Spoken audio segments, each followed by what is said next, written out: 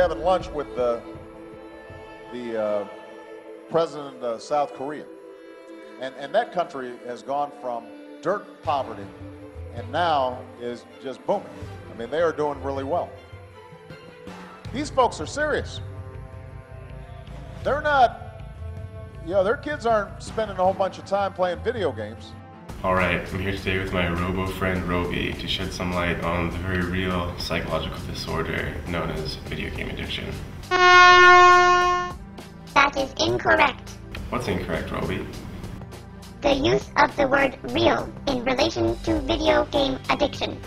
Ah, my fact-finding friend. You mean to tell me that a teen who neglects his studies, never goes out with his friends, and plays World of Warcraft in excess of 7 hours a day does not have an addiction? Or that a South Korean man who does not show up for work for 3 days because he's playing StarCraft for those 3 days straight, without eating or sleeping, doesn't have an addiction?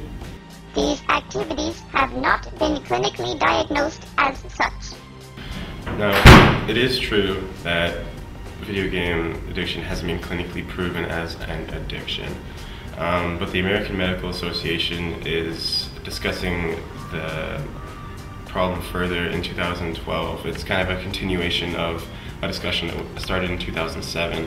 Let me note to you as well, Roby, that gambling had similar arguments made against it during its early stages before it became clinically known as an addiction. Many people try to compare gambling addictions with excessive video game use. These are not comparable. Excessive use of video games does not result in the same consequences, like health problems, large debts, and illegal activities that result from gambling addictions. You mean like the health issues, Roby? I think you're quite mistaken again. The teen I spoke about before is undoubtedly on the path to obesity due to this low level of activity in his life. Becoming obese is a common occurrence with teen gamers, and that can lead to a huge amount of health issues, both short and long term, more than I have time to talk about right now. Also, you think this teen has a job? You think his poor grades due to his neglected studies will help him get into a university and get a good job in life? No, and no. To really bring the point home, the South Korean man I spoke of before is from a real news story that was released recently, and he paid the ultimate price, health price, due to his excessive gaming.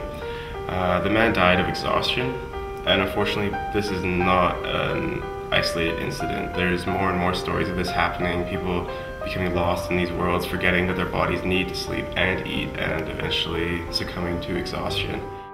I believe you will find that my friends from South Korea do not believe that video game addiction is truly a problem. 근데 검열 같은 거 있잖아요. 그 너무 폭력적인 게임 같은 경우는 아예 CD 같은 거 출시가 안 되게 한다든지 그런 게 있을 거예요, 그죠? Actually, Roby, I think you're quite mistaken again, and I think you should listen a little bit further to your South Korean friends. 진짜 많잖아. 한국 정말 재밌는 게임 진짜 많으니까.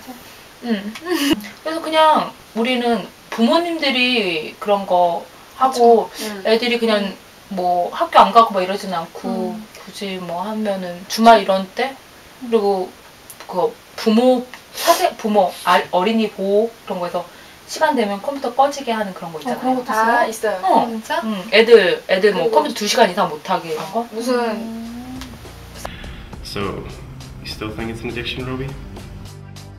I await the consensus in 2012 by the American Medical Association to make my final decision. Your points are compelling. I hope no one becomes addicted to me. We'll see, Roby. We'll see.